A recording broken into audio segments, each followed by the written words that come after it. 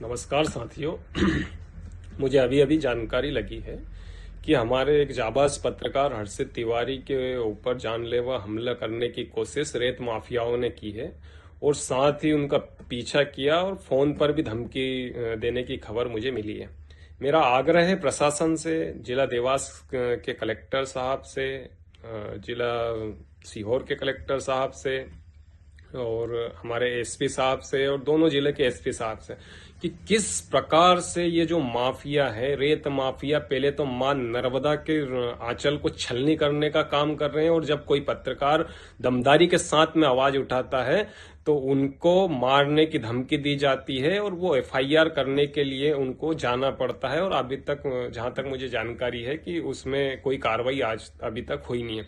मेरा आग्रह है संबंधित थाना प्रभारियों से और जिला कलेक्टर और एसपी साहब से कि तत्काल तुरंत कार्रवाई करे और उस कार्रवाई को इतनी ताकत से करे कि आने वाले समय में ये माफिया इस प्रकार की हरकतें ना करे। और यदि उस पर संतोषजनक कार्रवाई नहीं हुई तो हम निश्चित तौर पर पत्रकार साथियों के साथ में मैदान पर उतरेंगे और इन रेत माफियाओं के खिलाफ पूरी ताकत से लड़ाई लड़ेंगे।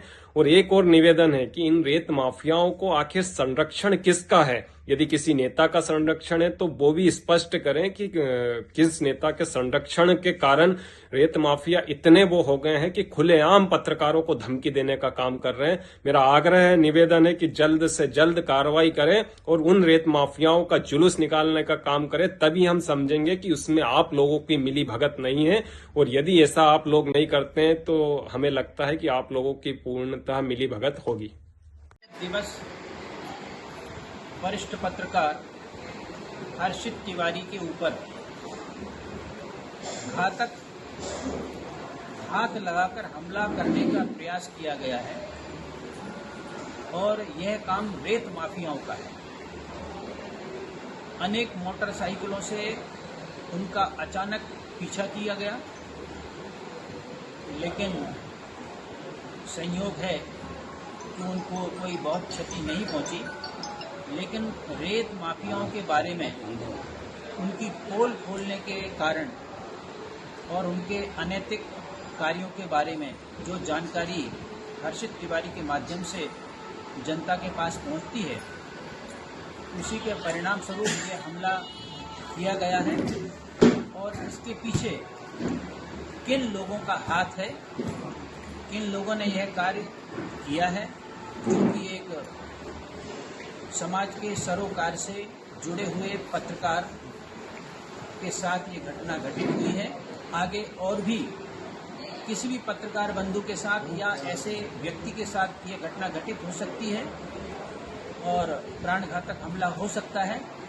अतः मेरा प्रशासनिक अधिकारियों से आग्रह है कि इस विषय को तेजी से संज्ञान में लेकर ऐसे हमलावरों के खिलाफ कार्रवाई करें, जिससे समाज में उचित संदेश जाए और ऐसे रेत माफियाओं पर शिकंजा कसा जाए।